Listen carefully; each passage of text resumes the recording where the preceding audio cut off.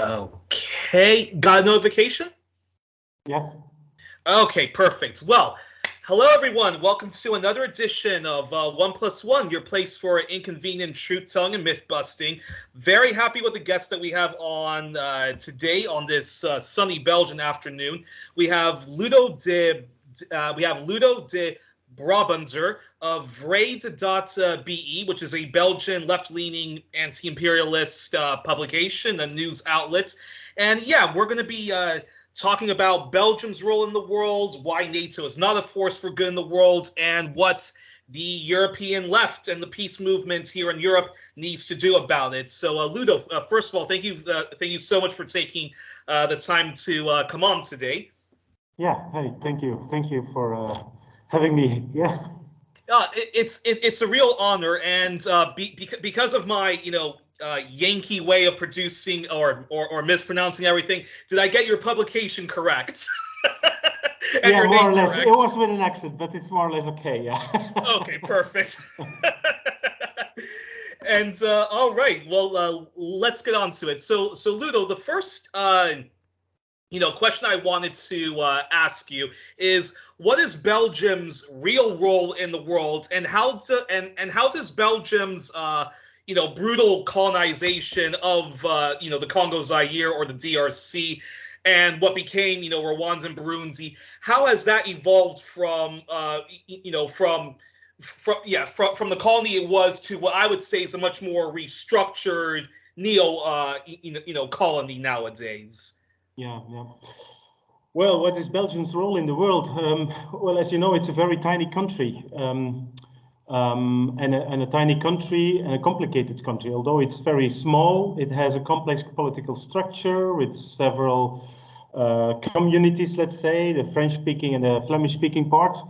And in history, it has really put a mark on its development as a political entity. But at the same time, let's say, it was always in the first row of, let's say, building alliances. And as you know, Brussels is as well the capital of the European Union. Yes. Belgium was one of the and establishing NATO as well, right? countries of, please? And NATO as well, right?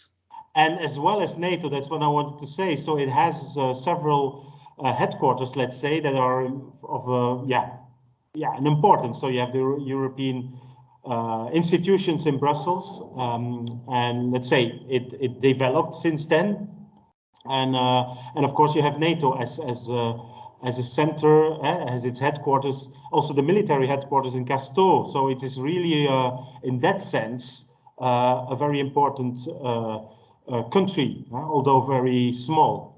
But of course, at the same time, having these institutions, the headquarters of these institutions in our country, makes the country a little bit very, let's say, loyal to these organizations. So as a peace organization, for example, having this headquarters of NATO in Brussels makes it a little bit more complicated to oppose it.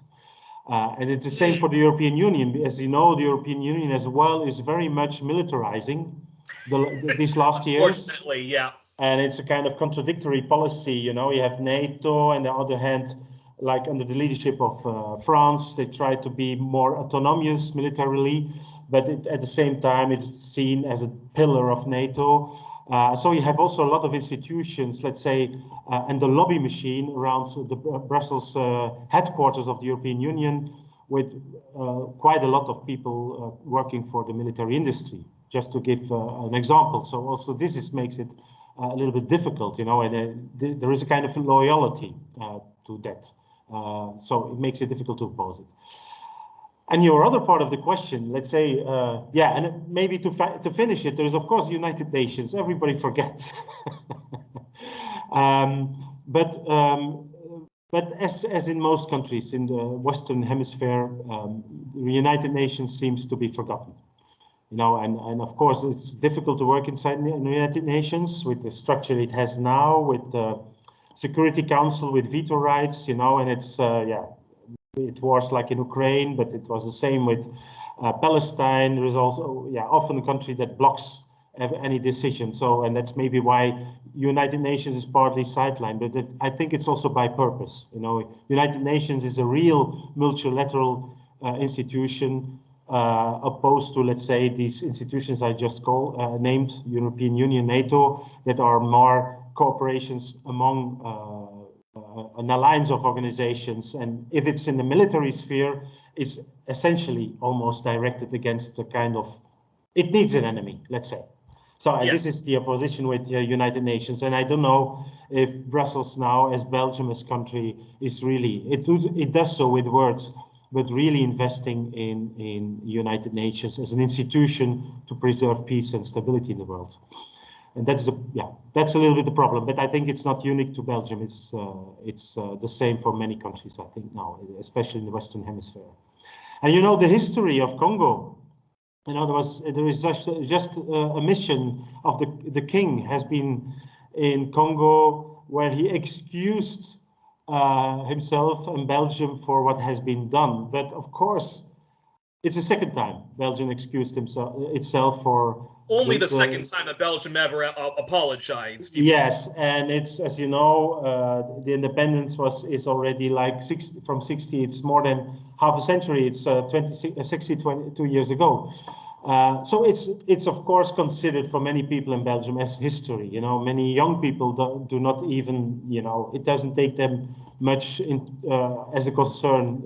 But I think, which is important now, to excuse yourself for what has been done is okay. But if you see, you know, there were large massacres, if you want. Congo has been used, as many colonial countries under colonial rule, has been used to extract resources, to use labor forces, to transform the whole agriculture into export crops, this kind of stuff. And of course, it's marking up to date the situation in these countries. Many countries are dependent on certain export crops that dates from the colonial era, but especially the Belgian rule in Congo, especially under the King Leopold II, has been very cruel. According to some sources, there are maybe many millions that have been killed in this period, and an excuse is not enough. I mean, there is a lot of damage done, and it should be repaired. And I think there is a responsibility from the part of Belgium to help. Well, it does a little bit, but to really help to support and invest and whatever, and also to pay the damages, to repay the damages done to Congo. Yeah, just to rectify a little bit, a small part of what has been done in history. Yeah, and of course it was one of the more it was one of the most I mean, I don't like it when us on the left keep, you know, competing over, you know, who was much more crueler or who was less crueler. No, but Belgium was particularly cruel towards its subjects in Congo. I think King Leopold II, one of his favorite means of making sure that everybody, you know, worked hard and didn't oppose him was, of course, you know, the means of, you know, chopping people's hands. And Mark Twain, you know, yes. Not many people know this. Wasn't he one of the only, you know, voices back then that actually used his popularity and his journalism to actually expose what King Leopold II was? Well, he was one of the first who exposed it and made it public, you know. And so just to say, it was known what was happening. And maybe this helped also, you know, because it was a kind of private colony of Leopold II, you know, it was his private property, a crown colony, it was called, you know. It was, as you know, in that time, in the 19th century, when there was no colonial rule, it was considered a white spot, and so you could take it. And so the king wanted his own, you know, colony, and he took the center of Africa with a small, you know, escape to the sea, but it was known. It was documented by Mark Twain. It was he really exposed what was happening there, and I think maybe this made also that in a few years after, in 1908, the private property of Leopold II has been transferred to the Belgian state.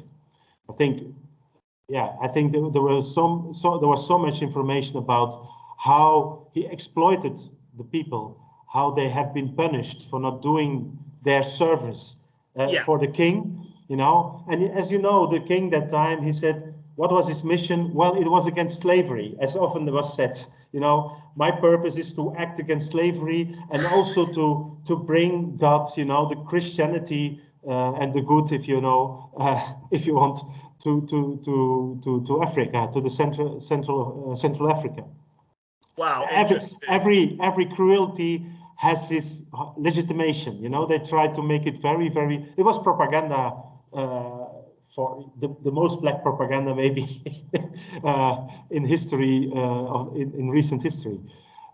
So he used this kind of civilization mission, you know, to bring civilization to Africa as a legitimation to exploit and to punish people, and you know, to have these massacres in just for his private property. And if you look to Brussels today, you will see many inheritances of that. You know, you see this Ter Vuren, the current Africa Museum, but many buildings these huge buildings has been built with the money from Congo. So we still see it in the streets. You know, it's like made by blood money, if you want.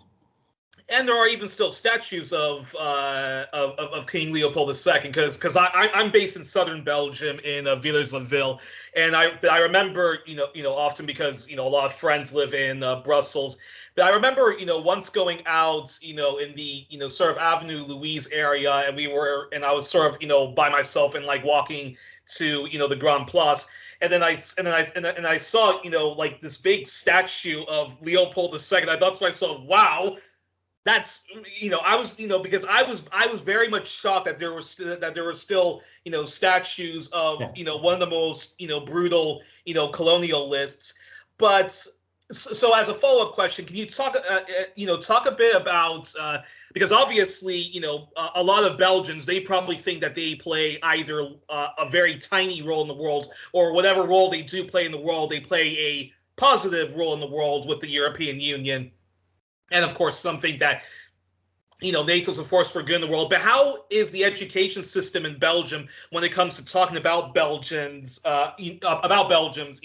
colonial past, brutal colonial past? Well, I don't know how it is now, but I remember as a child, when I was myself in the school, there was not much this negative talk. It was.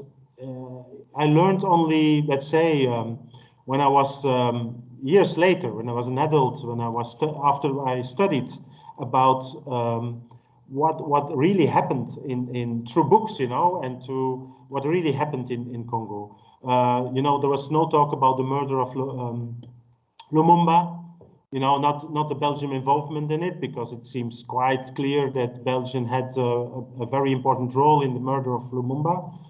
Neither of the whole history, it was presented as, in my impression as a young guy, if you're not very political, in times where you're not, when you're young and not political aware, let's say, or educated, then it's still like the impression, I don't know, that what Belgium had in history, maybe there were some mistakes done, but it was primarily a kind of a civilization mission.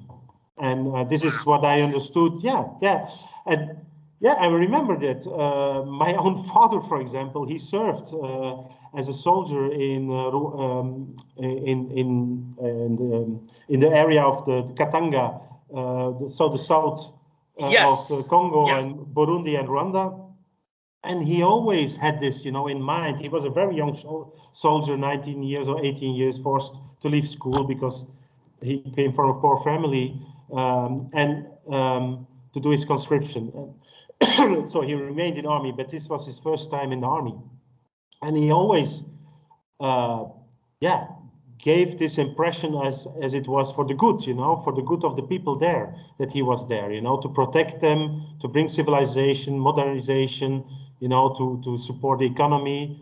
Yeah, this image that happened.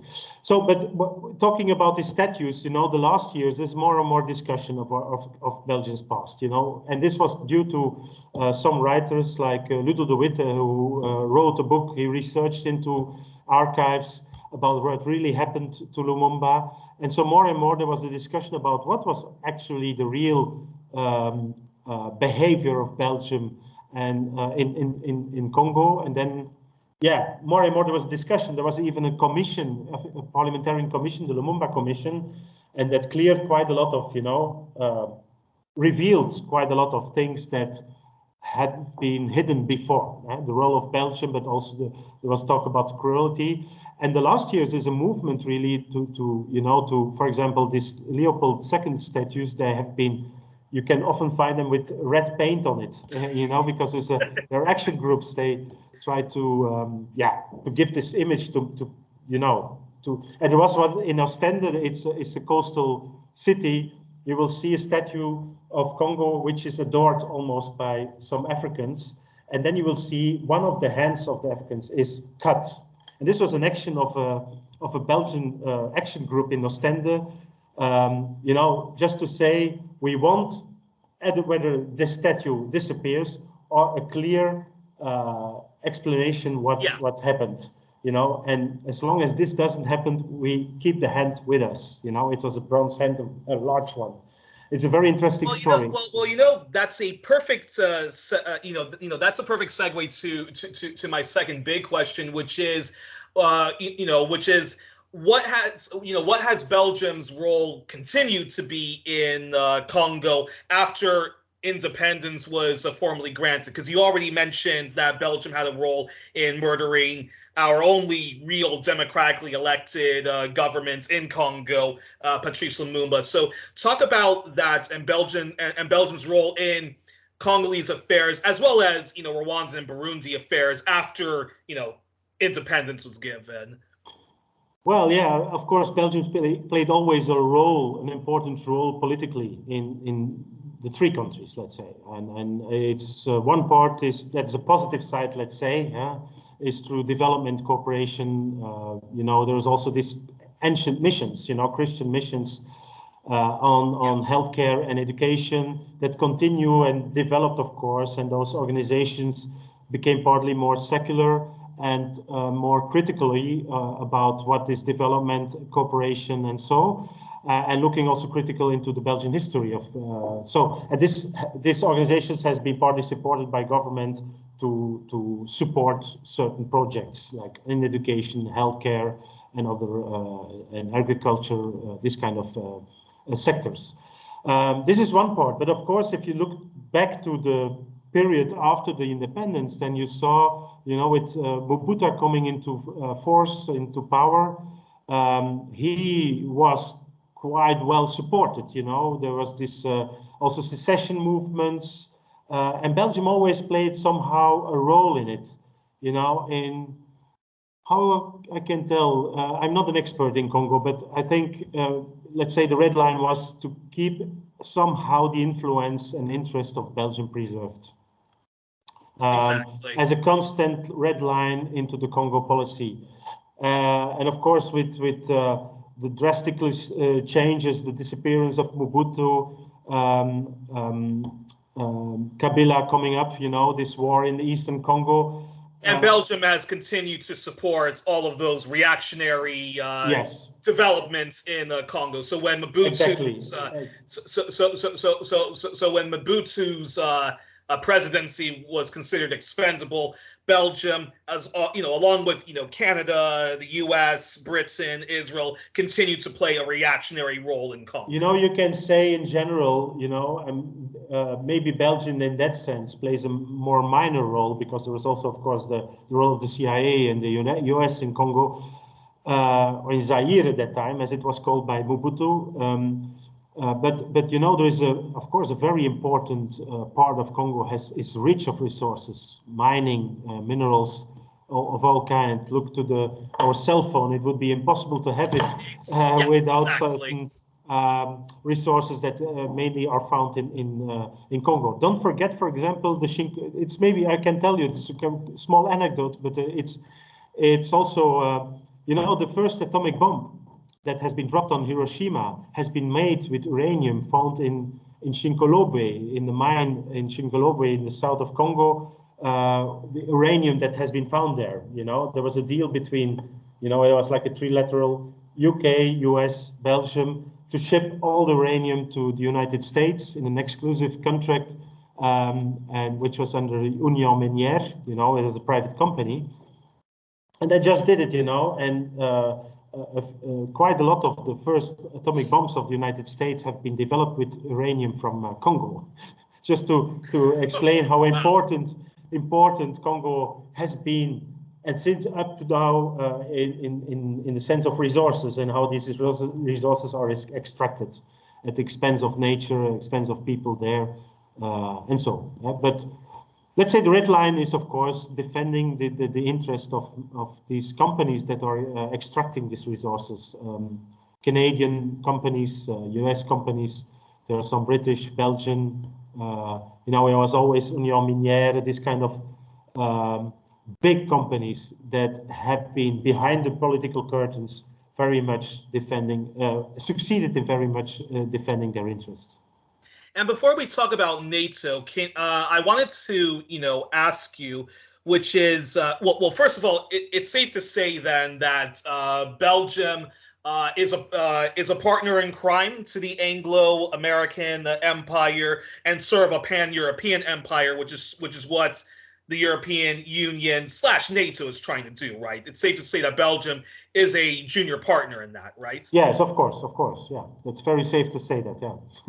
Then what role has you know, how does Belgium hide behind it? Like, can you talk about Belgium's Belgium's role in, you know, UN peacekeeping when it comes to, you know, say, you know, the Congo or any other place? Like, is that how Belgium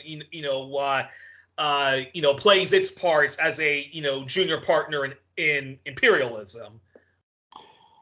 Well, yeah, you have UN peacekeeping, but of course you have also the military missions of the European Union and of course the NATO missions. And I think Belgium, if you look to the history of the last decades, has been playing a role in all of these kind of missions. You know, of course, remember before the genocide took place in Rwanda in 1994, there was the UN mission. And Belgium played an important role in it. And there were these 10 blue helmets that have been killed then.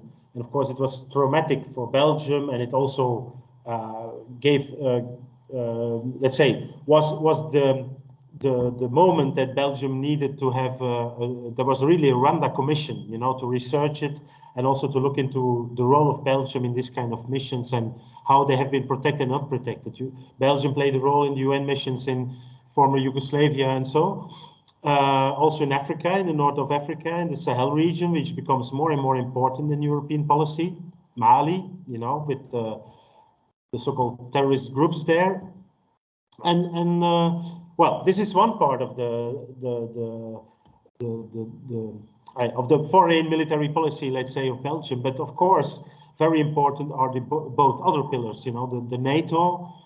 Belgium have, you know, Belgium for years was underspending, according to NATO, not according to me, underspending in military expenditures. You know, it was like one of the, in percentage of GDP, only 1%, something like that. Yeah, and you know, there is a standard, NATO standard, we should spend 2%.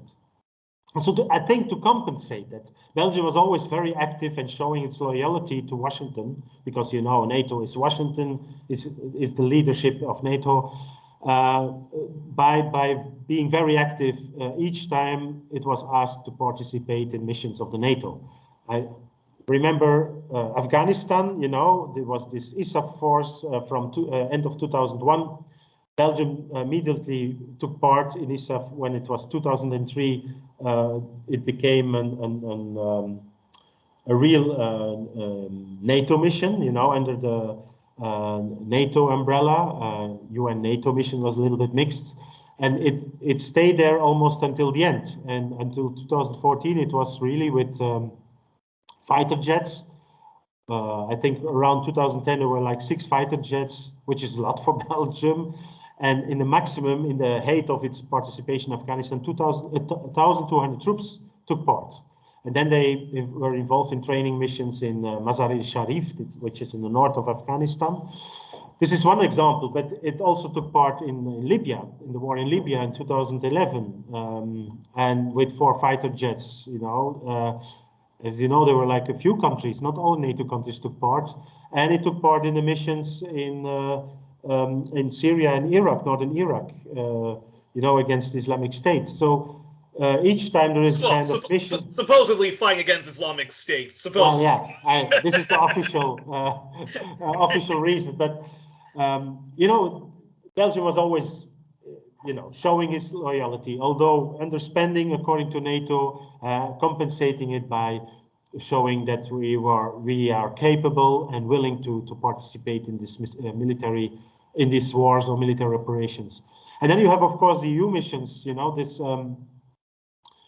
which is very complex because you have civilian part and a military part in it, and Belgium always played, like many countries of the European Union, a role in it, especially now in the Sahel, the mission Barkhane of the French.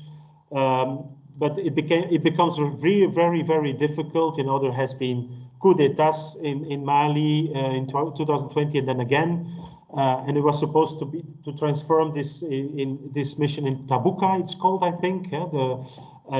But it faced a lot of difficulties. There is last year Europe established a new facility. They call it a peace facility. A peace facility is is the name for a military funding. And the peace facility was first supposed to be used in the Sahel region, to fight against terrorism there, because Boko Haram is active, but you have in Mali, of course, in the north, Ansar al-Din, all these groupings, Islamist groups. The fact that they exist is part of the social economical problems, of course, and many people are recruited not because of religious motivations, not in the first place, but because of social grievances, and guarantee them a kind of assurance to survive by having arms and have access to resources in that way. Anyhow, but the Western way of treating this kind of conflicts and this kind of fighting these groupings is by military means more than by social economic means, in my impression. And so this was an operation supposed to be happen. Just to give an example, and under the funding of this peace facility, which is actually a new fund, exactly 1 year and 2 months old or 3 months old, to give military support in other regimes, to other regimes. And maybe you remember the peace facility has been used to fund the arming of Kiev, of Ukraine, with huge amounts of money, 500 million and again 500 million euros. And it's mainly for military support, but they call it peace facility. This is one of these words they like to use, to show it in the propaganda more beautiful than it is in reality. Well, that's a perfect. Well, that's a perfect segue then to this question, which is, can you make the case to a European audience, whether they're left-leaning or across the political spectrum, and make the case that on how NATO is not a force for good in the world? Because now I'm pretty sure, even though I only speak English, but observing French media or Dutch media or Belgian media, I know for a fact that when they're reporting on Ukraine, it's always a very one-sided thing, which is we, Western Europe, are the good guys. This is one of the things. America and Britain, they did bad in Iraq, but here on Ukraine and in Libya, we were the good guys in that role. So can you talk about that and how NATO is not a force for for good that we should consent to? The European public should not be consenting into any money going into NATO. Yeah, my organization exists since 49. This is as old as NATO. The Washington Treaty was in 49 and established NATO. And as long as we exist, we oppose NATO and asked this dissolution, and which was something we all thought would happen after the dissolution of the Warsaw Pact in the summer of 1991, and after the dissolution of the Soviet Union and of the same year in 1991. But nevertheless, it existed, and it is something NATO let's say, to summarize it, and then I can explain, but NATO, of course, is a military structure, and a military structure that needs, you know, if you want people to accept that we need military expenditure, that we need an army, that we need arms, whatever, for an alliance, then you also need enemies. It is as old as the human beings are, you know. And if there is not an enemy, you create them, or you create dangers, whatever. And this is what the NATO succeeded in doing, you know, right after the disappearance of the Soviet Union and the Warsaw Pact. Although we always have been told when I was young, you know, we need NATO because there's the Warsaw Pact, there's the Soviet Union. Nevertheless, it continued to exist. And it was first because of the instability that could come out of this, you know, new nations that came out of this Eastern Bloc. Then it was to do humanitarian intervention, as if you can do humanitarian things with bombing countries, but it's the way they explain it, you know. Remember operations in Bosnia, and then in the war against Serbia on Kosovo in 1999. And then it was like, you know, intervention became the war on terrorism. And so every intervention was also a defense operation. So that's why we can find ourselves back in Afghanistan, miles and miles away from here, and telling people that it's to defend ourselves, you know, by attacking other countries. And this is, you know, this is the way NATO reshaped itself. And it was like through three ways. One, to expanding itself towards the east.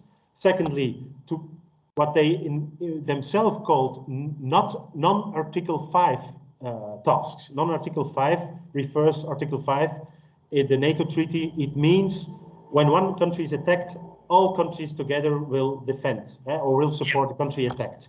So if you so it was a defense organization essentially by treaty.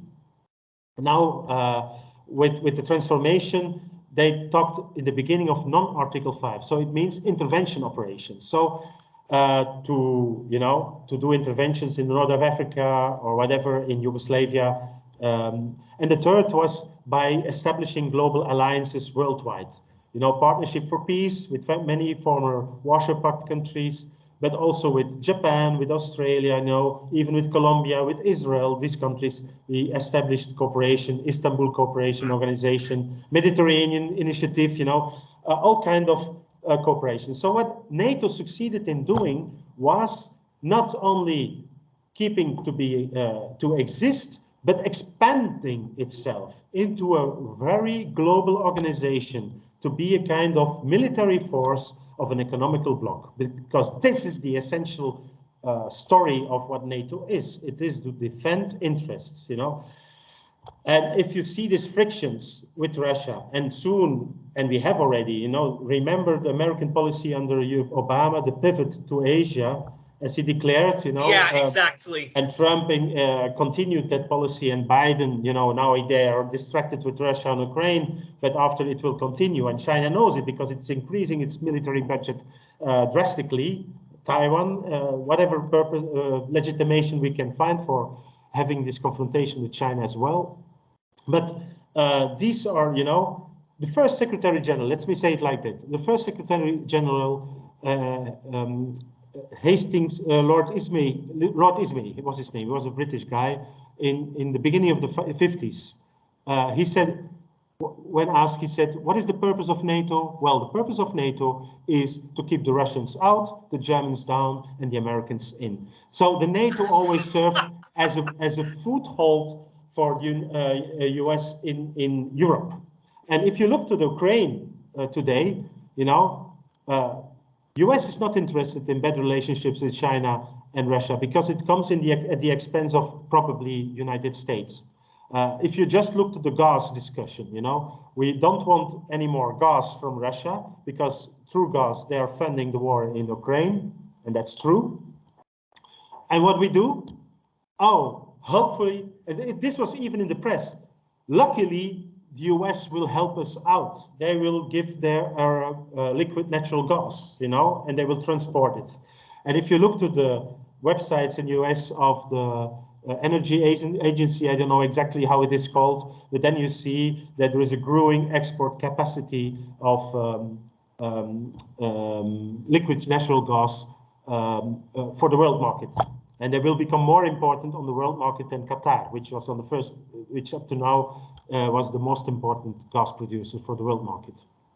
And this, you know, so it's essentially what is happening in Ukraine. To come back to your story, why NATO is back, is that actually, you know, we have two layers. You have the conflict, which was a nationalistic conflict with nationalists in Donbass, Russian nationalists, and the Kiev regime after the shut of the Yanukovych regime, which was a corrupt regime. Which Belgium definitely supported, because that was basically the EU and NATO basically supported the exactly. And our former Prime Minister Verhofstadt has been on Maidan and really saying, helping. But anyhow, whatever the narrative is about it, but it made that a president who was supported in the east of Ukraine, where is a large important minority of Russian speakings, they were not satisfied with the happenings in Maidan. They took away, the first of the action was taking away the language rights of these Russian minorities in the east. And so they, like the Crimea has 60% of its population is Russian speaking, Russian culturally identifies themselves as Russians. So, you know, this kind of, it was a nationalistic conflict. And that lasted for, before the war broke out beginning this year, for 8 years already, or 7.5 years. And there have been 14,000 people killed, but it was never almost covered in our press. We don't know about it, what happened, you know. And suddenly, last months, we have been confronted with frictions, maneuvers of Russians, you know. But there is a second level, second layer in this conflict, and this is the competition between hegemonic powers. Of course, Putin is leading an oligarchy in Moscow. He's a very authoritarian, nationalistic, right-wing politician. Okay, that's his character. But at the same time, he always defended what Boris Yeltsin and Gorbachev defended also. We don't want expansion of NATO towards our borders. So, unfortunately, Putin, what he did in Ukraine, and this makes it also very sad for us, is nobody did more for NATO than Putin. You know, the whole agenda of increasing military budgets, things we have seen as impossible, thought we were impossible. For example, in Belgium, increasing military budgets up to 2% of GDP, billions to the military apparatus. You know, this was unthinkable to do it in a short time last year. And now it's happening. You know, this week my government will probably decide that we also will increase military budget, the military budget up to 2%, which is with the current prices 5 billion more. It's doubling the military budget, 5 billion euros more. After in January they already decided to spend 10 billion for military equipment, and the former government already 5 years before decided to have 9.2 billion euros into military equipment. And all this, you know, because of we have an enemy, we have to be careful. But you know, the whole policy of NATO, let's say, and I write a lot of articles, I always wrote, long time before what happens now in Ukraine, the policy of NATO was a policy of self-fulfilling prophecy, creating, as I said in the beginning, an enemy. And the enemy becomes the real enemy. And he will behave like an enemy, and he will act as an enemy. And if you say in 2008, you know, the US wanted Ukraine and Georgia as a candidate for NATO membership, although nobody wanted Ukraine into NATO with this difficult situation in Ukraine. Although Germany, France, even my country, Belgium, was opposed to it, you know, they said, Premier Fillon said at that time, this is very bad for the security in Europe, and this will create problems with Russia. They know it, you know, but it is a policy of self-fulfilling prophecy. There were many acts of also of the United States, missile defense, you know, in Romania and in Poland. This upset Moscow, and it created the self-fulfilling prophecy of reaction.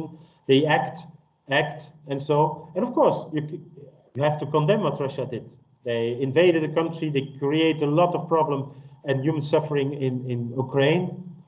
But you cannot say this is an unprovoked, as often in Anglo-Saxon press is written, unprovoked conflict. It is not true. It's factual, not true. It was a provoked conflict as well. So there is a large responsibility on behalf of NATO and the United States, especially in having this conflict today, or in having these tensions with Russia that erupted in this proxy war, erupted in an open war. But I'm pretty sure all of what you've just said to me, you cannot say that though on any Belgian corporate or state news outlet, or even whether it's print or on television, right? Yeah, because it's a very black-white narrative. If you criticize NATO, you're considered to be pro-Putin, pro-Russia, defending Russians' interests and so. And, there is no room, no space in our media environment. And I think it's the same in many countries, NATO countries, to look into ourselves and say what went wrong, in what way our policy has created these tensions with Russia that were unneeded. These were not, imagine. And even up to recent, Russia tabled in last December 2 documents. One proposal of a treaty with the United States, and a proposal of an agreement with the NATO on a new security architecture. It was an opportunity to deal with Russia. I don't like Putin because he's an authoritarian leader, and he's, we have fiscally conservative, socially peace conservative activists in Russia that have been arrested, and so it's not my type of leader. When I would be a Russian, I would oppose him, of course. But in the same time, they created partly Putin as George Kennan, who was not a peacenik. He was the architecture of the containment policy, of the Cold War policy. When they opened the first door to Poland, Czechia, Hungary to become member of NATO, he said it almost wordly. This will create, push military, anti-democratic, nationalistic trends in Russia, and it will create a new Cold War, something like that. He wrote in an open ad in the Washington Post in '97, when the door was opened, membership was accepted for Poland and Hungary and Czechia. So it's clear what NATO is. It's a war machine, and it's a nuclear armed. You can say, this is kind of wordplay, but nuclear armed terrorist organization, in the sense that terrorist is, it is imposing its militaristic way of views, literally and symbolically, on the rest of the world. It's leading the world as a kind of military alliance, and it's especially about defending. It's an economic bloc. Don't be naive. If you have a military arm connected to a military bloc that has these military alliances worldwide, military bases like US, worldwide, 800 military bases, and it's not for defending peace and stability, it's for defending interests. It's very simple. But then, my sort of second to last question that I have to ask is, where is we can talk specifically about the Belgian left, but where is the Belgian left and any peace movement, if any such exists, when it comes to not just NATO, but also the pivot to Asia, and also speaking out against Belgium's role in, people complain about the refugee crisis, but I think in Europe they often like to pass the buck. Like they say, oh, it's not our fault that we have all these refugees coming from Syria, Libya, and Afghanistan. It's America and Britain's fault. But really, as you perfectly laid out, if you are a member of NATO, you're not an innocent actor in the world. You're a partner in crime to the Anglo-American empire.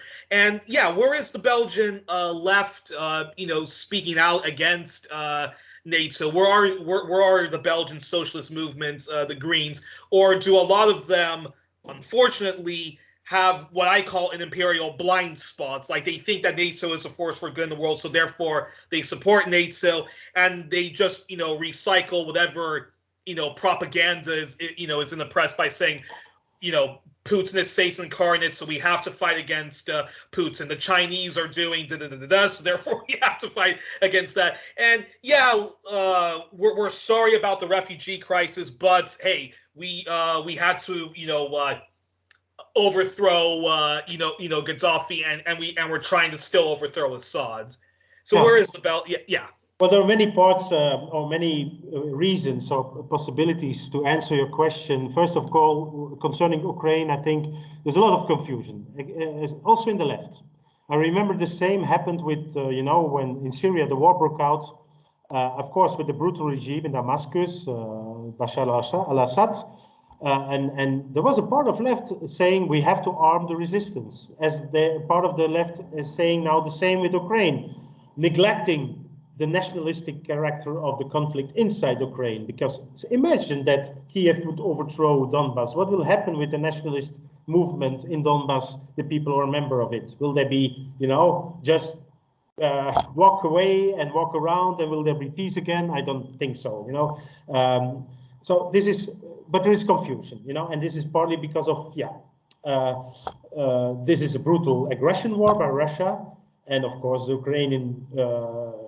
Ukrainians should defend themselves. I think if I would be Ukrainian, I think it would be difficult to remain pacifist, although I think I would stick to it. But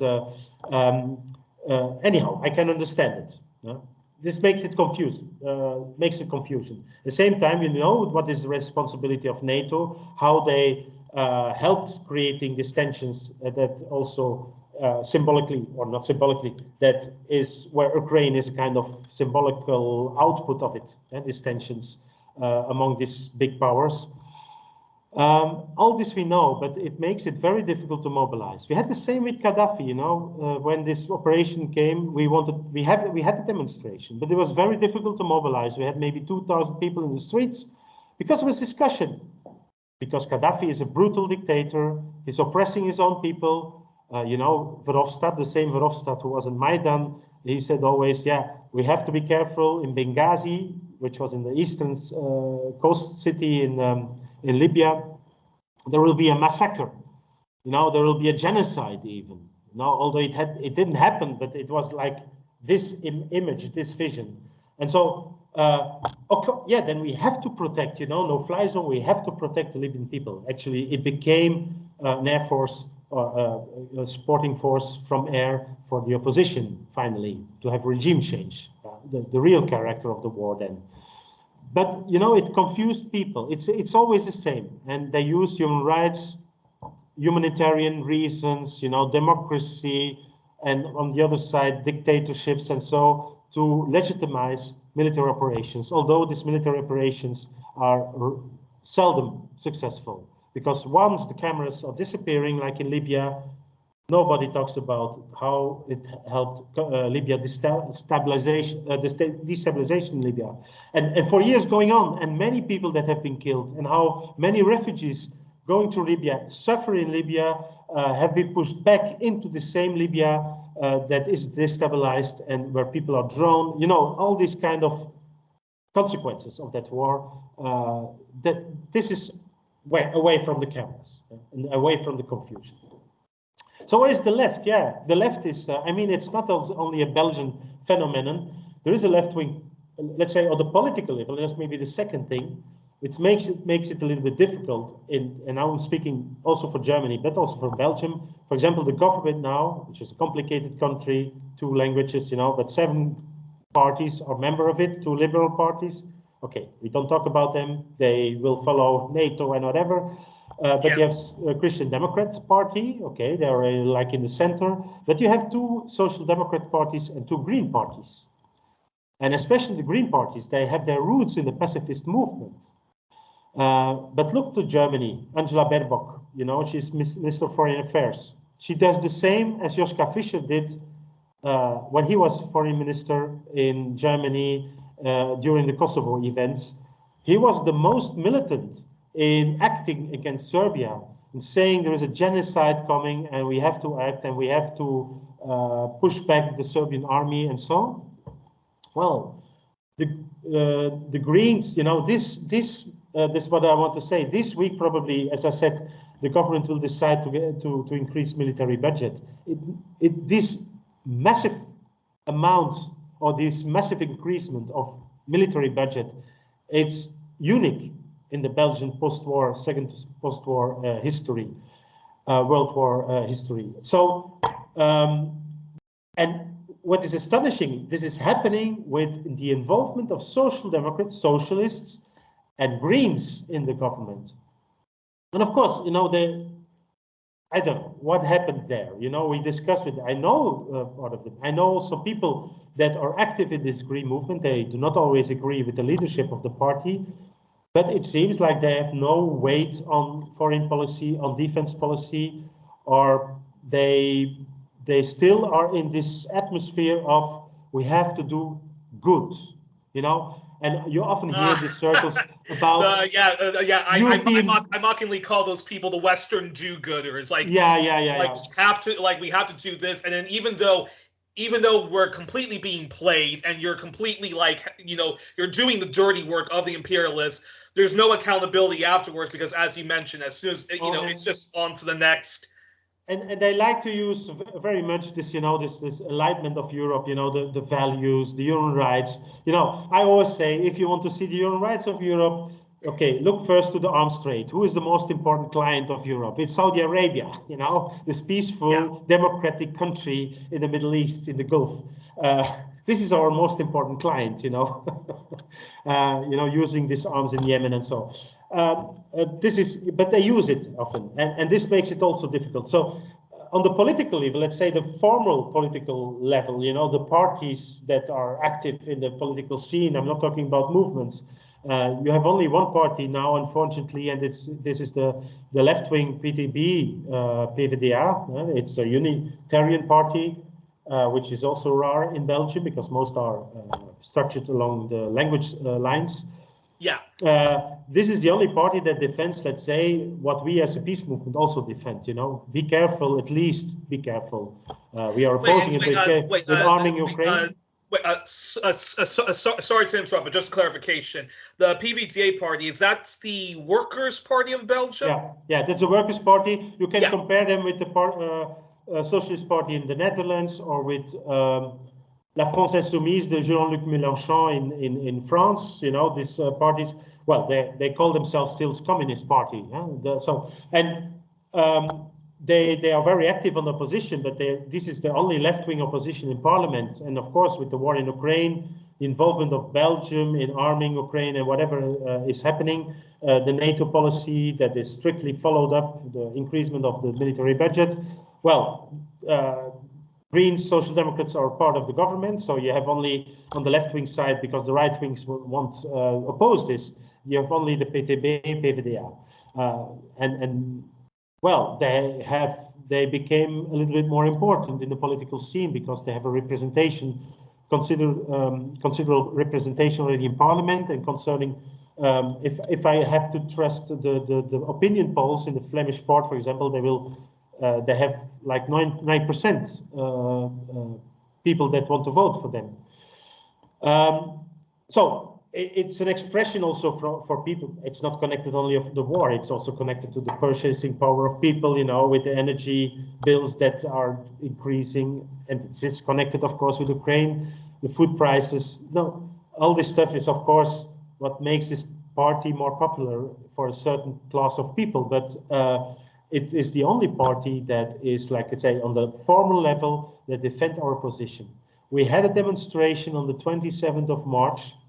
We built a coalition on 8 points, with our principles, with more than 90 organizations, and we succeeded in having 4,000 or 5,000 people.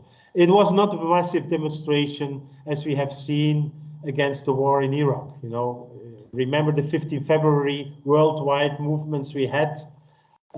In Belgium, we had almost 100,000 people in the streets of Brussels trying to prevent this war happening, which didn't succeed. But anyhow, there was this movement, this mobilization.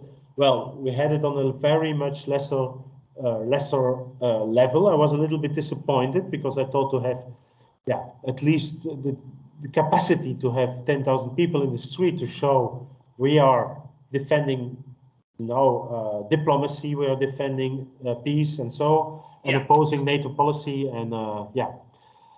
But still, there were 90 organizations, the trade unions supported us. But it seems they didn't, I don't know, were capable of mobilizing, what it was too short time, their people. But anyhow, we had this 90 organizations defending it, and with 4,000 people in the street. So there is a peace movement, but it's weak. I'm just honest. And then that's the perfect segue to what do you think it's going to take for not just Belgium, because because being in such a globalized world where everything is connected and where the European Union, rightly or wrongly, is becoming such a influential block, which sometimes bypasses government's own sovereignty, which is another issue which we'll have to save for another day. What's it going? What do you think it's going to take for the peace movement, the anti-imperialist movement, the détente movement, in not just Belgium but across Europe, to get to the level where where it's at in Britain or Canada or the US, where you do have large bodies of people who say NATO's not a force for good in the world, our governments are not a force for good in the world. Yeah, when do you think it's going to Belgium and Europe is going to get to that level where we also smash the myth that NATO is a force for good in the world, and and so forth? Yeah, I mean, how, I don't know. Now it's difficult. As I said, nobody did more for NATO than Putin. When Putin wasn't there, it was a little bit more easy to have our narrative against NATO and to explain people what is a problem with NATO. But if you now try to do this, we are, let's say, boycotted really by media, even on the former political scene. If you criticize NATO, you're like talking, I don't know what. You're coming from somewhere, a strange area. What are you saying? I even have that. You must also have this in in your personal life where you just where you just cannot have a rational conversation about NATO, pivot to Asia and whatnot. Yeah. It's very difficult. So this of course makes it difficult also to mobilize. If I compare it again with what happened in Iraq, the mobilization. I don't know how it was in other countries, but at least we had a huge platform also in the media, and fortunately our government at the time was skeptical about having a war against Iraq, about the reasons why we should have this war, the lies they told us about the weapons of mass destruction. They were skeptical, and so we were accepted in the political frame, in the political debate, in the framework of the political debate, and so we had a platform. I was that time the spokesperson for the peace movement of the mobilization, the anti-war platform. We built it, and I was even sometimes on the toilet, with my telephone, my telephone to address journalists, let's say, just to say, I was like, we were often asked to give our opinion. We were often asked to give our views, and we had a platform. We had really, and so it created also to establish a consciousness among people about our narratives, about our views, about how we look, and larger also how we look to a military, what the role is of a military apparatus in a society. It helped us much.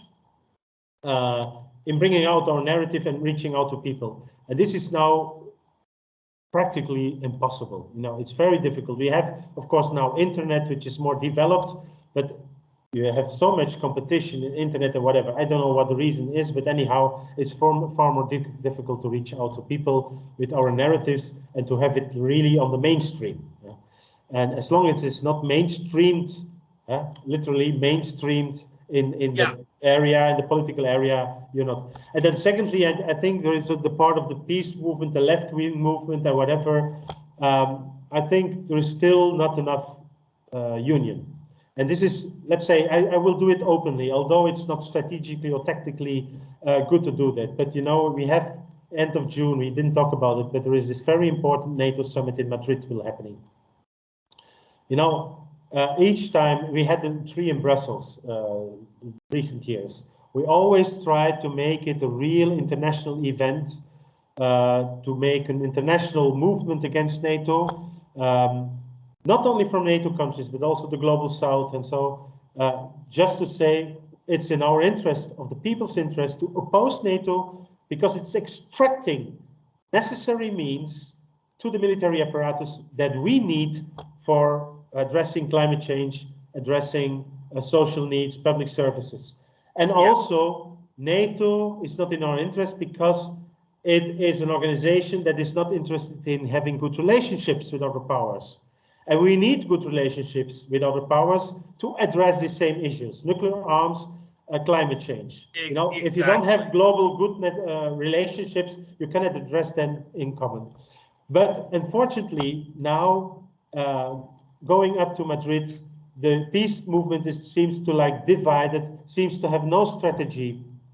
You know, there will be a counter summit, but it's mainly a Spanish counter summit. You know, we almost begged to have a kind of international part in it, and luckily there will be a big demonstration in the weekend before the NATO summit will take place. But you know, there's so much discussion, and of course, the left is thinking autonomously, is reading a lot of books, let's say, and using what they read in the discussion. But you know, finally, you have to accept that if you want to be a counterforce, you need to unify yourself and not to divide yourself. And this is what is happening now. We let divide us. Also, the Greens. I'm talking about the Greens. You know, the way they, some of the people, they, while you criticize NATO, then you're pro-Putin, this kind of narratives. This is something, you know, it's stupid, you know. We need to educate ourselves and need to think really about the very profound issues we have to address. And this is militarization. Yeah, militarization and it sounds to me as if Belgium and the rest of Europe also needs to start building up more independent media. Although the problem with that is, but we do also need to start building up our own independent media outlets and be very well coordinated to push back against the dominant narrative. Well, maybe I exaggerated because we have alternative media. We have one important alternative medium, like, you know, you have in the States Democracy Now. It has an impact. It has an impact because it has an audience that is, and there is an audience that looks for alternative views on conflict, that understand something is going wrong, and that is something also going wrong with the way it has been covered by the mainstream media. So there is an alternative, but it's, you know, it's not, let's say, it's not really a counterbalance in the sense that it can change totally the way we look to a conflict, and, you know, bring an audience, bring a public, bring people to, you know, to open eyes, to make them conscious about what is really happening and what we really need to address. I just want to say that, you know, militarism is always bad for people. Always, always, always. It is blocking peaceful ways in trying to find solutions for very important problems we face. And the challenges are very huge. We have planetary challenges that need to be addressed. I also talk about nuclear arms, you know. We see in Ukraine how close we can be to a nuclear war. A nuclear war is a catastrophe for people. You know, you just need an agreement. It's very much more simple than climate change. You just need an agreement among nuclear powers, so good relationships, let's say, to get rid of these very dangerous weapons, because you only need 200-300 of these weapons to have a catastrophic impact on the world. Not only Europe, but for the whole world. You know, 2, 3, 4, 5 degrees temperatures, you know, the nuclear winter, and this kind of scenarios that can happen with massive nuclear explosions. So, you know, and militarism is blocking this, you know, on both sides, also on the side from Russia. So that's why we need to unify people in Russia, in Ukraine, Belgium, Europe, Africa, wherever we are, to oppose this elite that uses its military arm to defend its economical interests by military means, and it is not interested in peace, not interested in stability as we want it as people, and not interested in serving the people. Only look to the way the inequality is growing each year and how a small amount of people has most of the richness of what is in the world. So, you know, this is the essential thing we have to oppose, and we have to unify trade unions, environmental movement, peace movement, all together with the same vision about how we should address these issues together. Yeah. And just before I let you enjoy, you know, the rest of the day, you know, we normally end the program now with the questionnaire that Marcel Proust did, Bernard Pivot later perfected, and later James Lipton of Inside the Actors Studio, my hero, did. So before we let you go, Ludo, let's do this very quickly. What is your favorite word? My favorite words. Peace. And it can be Flemish. You can do it in Flemish as well. Vrede, peace, yeah, peace. It's just peace, yeah. What's your least favorite word? Hate. Oh, that's a good one. And what turns you on creatively, spiritually, or emotionally? What is? What turns you on creatively, spiritually, or emotionally? Difficult to say. I don't know. I have no idea. You know, I like the beauty of the world. Let's say, you know, I like the beauty of the world, and I want to enjoy it, and I want to have my children and everyone to enjoy it. That's it. I don't know if this is an answer to your question, but it's what how I would answer. Then what turns you off then? Yeah. Yeah. Well, when I see the way politics are done, it's a theater. You know, it's on a theater.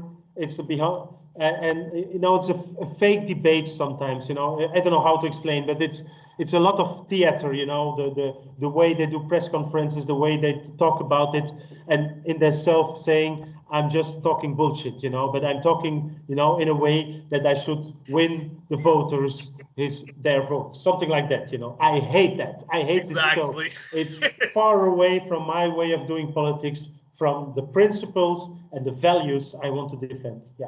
And then I think I already asked you this question, but did I ask you what your least favorite word was? Yes, hate.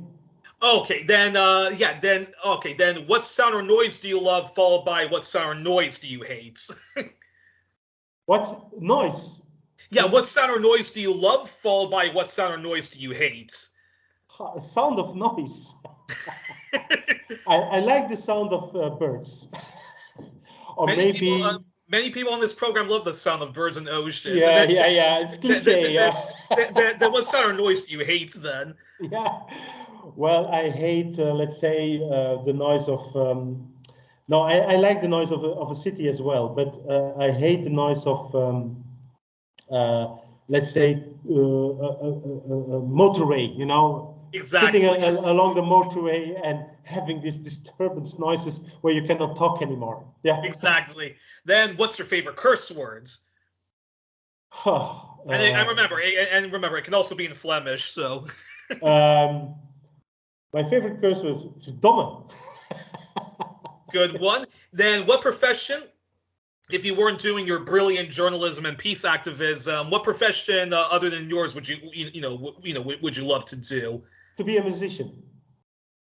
And that's fantastic. And then what profession would you absolutely not want to do under any circumstances? I don't want to be, I don't know. Working in a factory. And I'm saying this because I don't want anybody working in a factory, but maybe some people like it. But, I did it once when I was young. Doing this always the same act, and I cannot stand it. I could not survive. I have very much respect for people doing this, by the way. And then the final one. So, if heaven exists, what would you like to hear God say when you arrive at the pearly gates? What I want to say, or what I want God to say? What would you like to hear God say if there is a God? What would you like to hear him slash it, when you arrive at the pearly gates? Well, I would say that God would say to me, soon all the misery on earth will be over. I mean, it was just an experiment, but it was a mistake. So it will be over, the misery. I will make it more in harmony or something like that, that war will stop, whatever. But yeah. Well, this is why the great Ralph Nader, the best president we never had in the United States. He once said that breaking through power, it's easier than we think. So let's hope with the advice that that you gave, that the European left and the peace movement really does wake up from its from its slumber, and we really do have to fight against this war machine if we do want to continue to exist on Earth and stop all the evils of the world. But we are joined on this edition of 1+1 with Ludo De Brabander of Vray.be, and people should check it out. I know I have an audience in Canada, so if you're from Quebec and you're a French speaker, Vray.be publishes in French, Flemish / Dutch, as well as in English. There's also an English translation. And Ludo, I hope to have you back on the program in the future, because there's so much more that I would love to talk with you about. And in the future, I think your publication and my friends over at the Barricade, which is a pan-Eastern European publication, we all should mobilize together and do some more and do some the counter narratives against the war machine, right? Yeah, that's what it needs. Well, Ludo, okay. Thank you, Youri. Thank you very much. It was an honor to speak to you, and hope to speak to you again in the future. Okay, thank you very much.